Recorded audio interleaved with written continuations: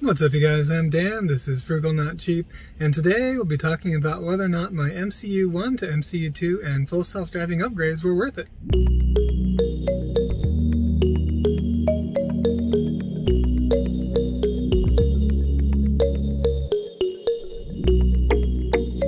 So here we are with my best friend Addie. We're gonna have some fun in the Tesla. She's gonna be the camera person, and it's gonna be sick.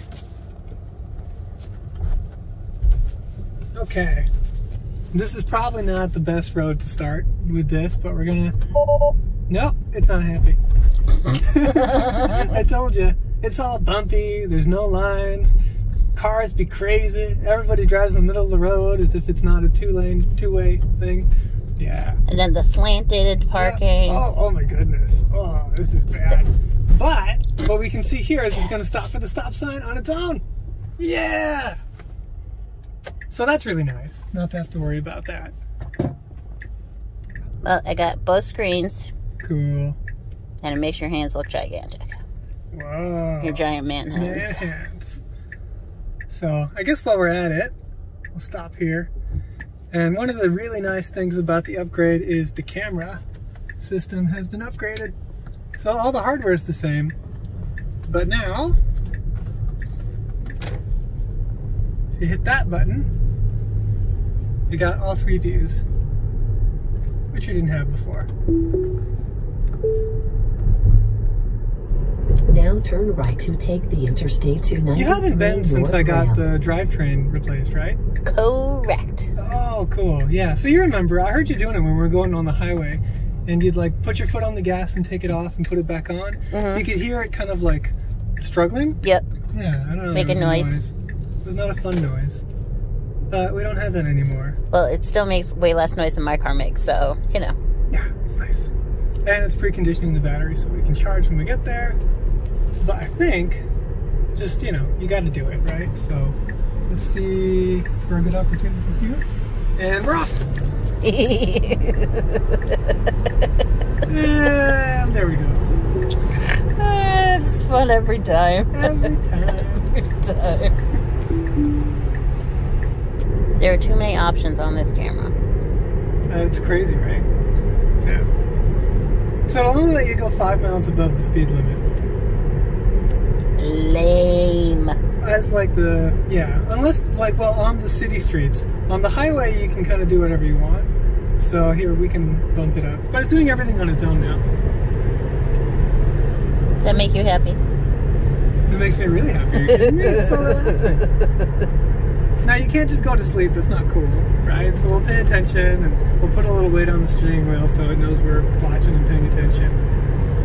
Watch, it's going to pass.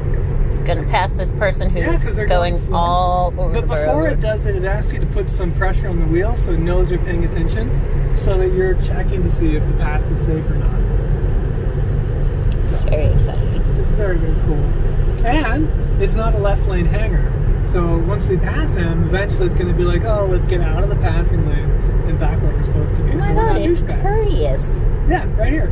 So hold on, I got to give a little pressure, and here we go. Yeah, super relaxing, right? Daddy's like, no. No, it's not. This is freaking me out. What is the car going to do? Which is fun. Honestly, I trust this car's driving skills more than yours. And I say that with so much love, because I feel like the car gets less distracted than you do. It doesn't. But so the car doesn't have problems talking to Addie and paying attention to the road. Right. Which Dad has. Like a wicked hard time. I feel like I don't like it when I'm driving. For some reason, it doesn't like to go through tolls. Just in case you don't have a toll tag, I guess. It doesn't know yet. So I have to turn off the navigate on autopilot to get through the toll. And then once we're in the area where there's no way to get out of the toll, then I turn it back on. Otherwise, it keeps trying to change lanes, and you're like, no, man, I don't want to do that. You're like, no, easy pass. Right? It doesn't know about that. So that's kind of weird that you can't program that in. You'd think so. I'm sure they'll add it eventually. Oh, Max is in the car, by the way, guys. We didn't tell you. So he's chilling back there. Hi, Maximus. He trusts the autopilot. Yeah, he's driven with you. Yeah, a lot. Maximus, are you the cutest? Max. Hi, buddy. Well, Max doesn't talk, so, you know, I can drive really well with just Max. But as soon as I start yapping with somebody, it's just, nope. One track mind, one track mind. True story. Oh, and the windshield wipers are on auto also. So, based on what these cameras see right here, it'll decide how fast the windshield wipers need to go. Where are the cameras? Right here. There's 3 in there. So it's the next exit. So I'm going to slow it down just to make life a little bit easier. But it is late. So, yeah, it turns on the signal now. I would have done it earlier because I'm woozy. But it does a good job of slowing down. So a little bit. In 1,000 feet, Yeah. turn left to take the Interstate is all it. 93 South ramp toward Manchester. So that one the first time was nerve-wracking. I was like, that's a sharp turn. I don't know if it's going to do it. But you get pretty used to being confident in what it can do. I do not like the new True Hotel colors. That? Oh, the white and oh, gross. Yep, that's what the one in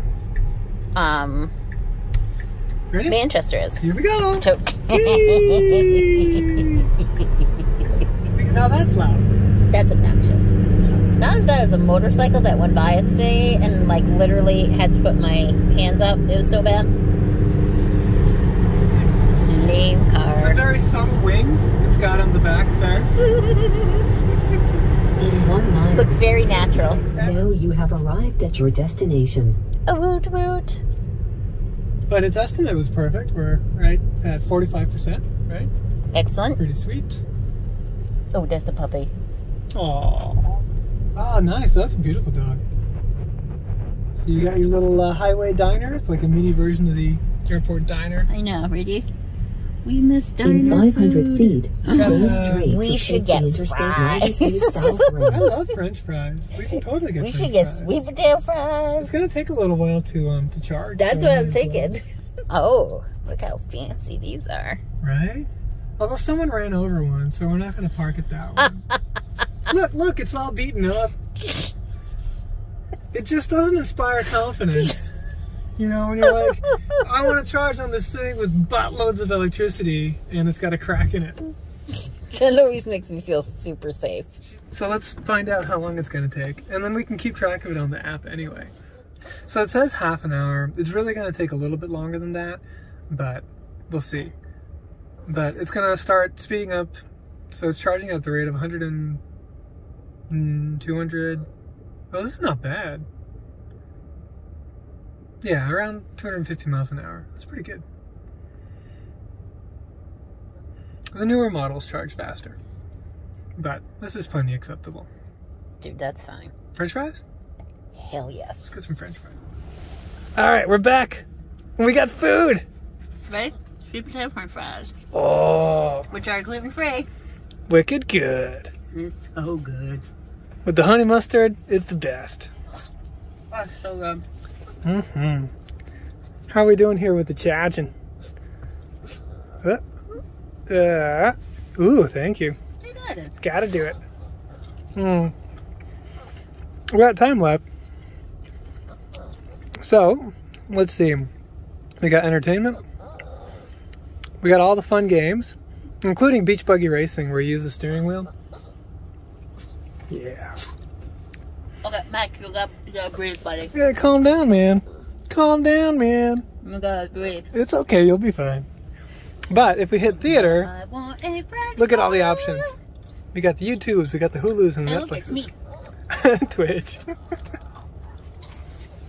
Oh, let's do the YouTubes. Okay. That's so good. Right? They're so good. Okay, there it is. So let's see.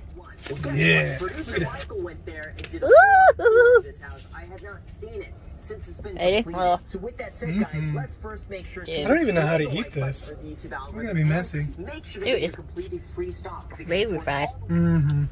Oh yeah. It's the largest house. Look at that, guys. 105,000 square Yeah, that's feet. insane. This is absolutely insane. Like, you have to think. Alright, so I had a great time with Addie. Got some the sweet potato fries and poutine fries, and we watched some YouTube and got charged right up. Got up to 90% pretty quickly. It took about 35 minutes or so, I think. That's pretty much the perfect time for a stop. And then now I figured I just want to make sure I'm really topped up for when I go on a little outing this weekend. So I've stopped here at Eversource again so I can get some free charging. We're at 84% is when we're starting, and we're just going to charge it up for a little while I give you kind of my impressions of what's going on with full self-driving and with this MCU upgrade. The MCU upgrade was basically to upgrade the whole media control unit. That's what MCU stands for. And so that's this screen on the computer that runs it. So I guess one of the immediate things that I noticed, of course, with the upgrade is that it's more responsive. So it's much faster when I pinch and zoom and do things. Pull up, oops, I missed it. Pull up like that.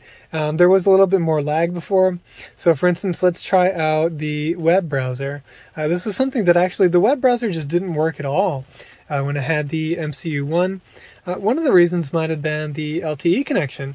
So you can see here I have a stronger LTE connection in the same spot than I did before. And so things seem to be working a little bit more. Oops. I went to the... This was the site that I went to just to get signed into YouTube, into Google, so I could do... You'd see my watch list and all that stuff. So let's just go back to, like, I don't know, google.com or something. And so you can get a sense of the speed. So you can see now it works quite well, right? So that's pretty nice. So yeah, so the web browser was a nice upgrade that's working now on LTE. Having a stronger LTE connection was a great upgrade as well, and just the overall snappiness on top of that. Another interesting thing that I didn't expect, and I can't show this to you obviously in a video, is that actually the sound sounds fuller now. So whereas before the upgrade, a lot of the music seemed to be focused on the front speakers in the car, the ones that are up here, now it really seems like a fuller sound where the rear speakers are being utilized to greater effect, and I think it sounds really good. I had to tune a little bit with the equalizer here, just based off what some other people had done online. Where do I get there? Over here. So these are my equalizer settings in case you've got a Model S with the bass audio. I don't have the premium audio that has the immersive sound and the subwoofer in the back. But these are just these minor tweaks that I made actually make a good amount of difference in terms of the separation and the way that the sound sounds. So anyway, I think it's really quite good. That was a really nice surprise. I didn't expect that. What are the things that I expected that are here, which I'm really happy about? Well, I have a USB drive in the car. It's actually, I've moved it. I used to have it here, but now it's actually, I've hidden it. You can run those cables down through there and then down underneath. And so now I've actually got, yeah, that's nice and hidden, because that is serving as the hard drive for both the dash cam and for Sentry mode. So those are the two things that became enabled when I got the proper hardware for it. You can see right here, that is the icon for the dash cam. So we can click on that. We can save footage. If we hit the horn, it will save footage, because that's a good way to tell it, like, hey, something happened. And then there's a viewer here. So we can then see everything that the dash cam is recording. And so of course it's recording all the time, and so we can see here now, here's the rear, here's the front, here's the left, and here's the right. So pretty cool, pretty cool, I would say. So that's one, and a really big deal for me that came on.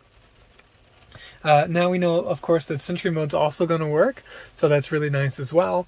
So that, if you're not aware, by the way, Sentry mode, basically when you leave, it does use up a lot of battery, about 1 percentage point per hour, I believe, but it will it will detect if anyone's coming near the vehicle using the cameras. If they start to mess around with the vehicle, they'll see basically the HAL 9000 light here, letting them know something's going on. If they try to do more, then it will play, I think, Bach or something really, really loud to scare people off, kind of like a car alarm type of thing, but even more jarring, perhaps. So that's pretty cool.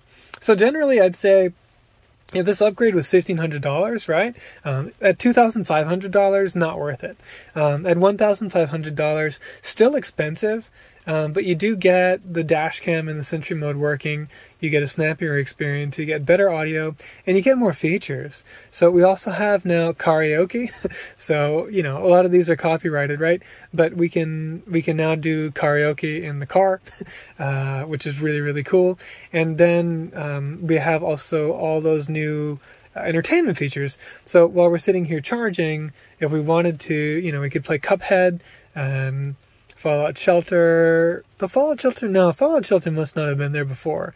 I think these are the simpler games that were already on here, like Asteroids and Chess and whatnot. This beach buggy game is supposed to be really good. You can see the graphics were quite good, and then it's played using the steering wheel as well. So that's pretty cool thing. Performance is snappy. Look at this. We'll just do a chill one, because I'm going to do this with just one hand here. But I mean, this is cool, right? Is it worth $1,500? I don't know. It's up to you. I think it's pretty cool. And let's go. Oh, that is so cool. A little disorienting, and I'm not very good at it. All right, so yeah. Pin to drive is on, by the way. That's really cool. And the pin pad does move around, so people can't just see where your fingerprints were. And then on the road trips, of course, as we saw before at the Supercharger, you also have your theater, so we can do Netflix, Hulu, YouTube, Twitch, and then, of course, the Tesla videos as well. So I would say, you know, if money's tight, obviously the system worked just fine as it was with the standard MCU, with MCU 1. But if you have the $1,500, if that's not going to be terribly expensive for you, I mean, it's a lot of money, right? No matter what. But if you can afford it, and you're going to keep the car for a while, then you can amortize that cost over the period of time, and it should be fairly future-proof, right? It should last for a few years before it starts getting laggy or anything like that. So I do think it was absolutely worth it. I would do it again for $1,500. So that's for the MCU upgrade. Then the next bit is about the full self-driving. And here it's a little bit trickier, because you have to remember that I already had enhanced autopilot. It came with my used car when I bought it. And so that came already with a lot of the features that you'd want. It had summon, not smart summon, and it had navigate on autopilot, which I love. That's basically, you know, put in your destination, get on the highway, and once you're from the on-ramp to the off-ramp, it does everything, right? Including lane changes to pass slow cars, all that kind of stuff. So really, really amazing. I love, love, love the navigate on autopilot. So is full self-driving worth it on top of that? If the choice was just the basic autopilot that comes with the car, or pay the full $10,000 that they have right now, to get the features that you get with full self-driving right now, it's probably not worth it. What you're doing is you're betting that they're going to figure out how to do the full self-driving in the future. And that is a bet, right? And so for $10,000, I don't know if I would have taken the bet. But in my position, because I already had enhanced autopilot, then getting full self-driving was a $5,000 upgrade. So now for half the cost to upgrade to full self-driving, then I thought it was much more of a worthwhile bet. But again, it's not worth the $5,000 to get the features that are in the car today, right? This is a bet that they're going to add more in the future, and that they're going to crack this full self-driving thing, in which case I think that $5,000 could seem really, really cheap. Now, unfortunately, Elon Musk's confidence in how quickly they're going to get this done waxes and wanes, because it's a very, very challenging thing. If you think about it, basically the car's got to figure out everything, right, that's going on the road. And that's not just a couple of things. It's a very, very complicated thing. It's essentially solving a lot of AI vision in general, and that's something he's been talking about recently. But, you know, we look around, right? We need to understand lane lines and cones and cars and their trajectories, yes, but also all kinds of weird things that you might encounter out on the road, and especially the next thing that they're doing, because they've already got the highway stuff down quite pat, I would say.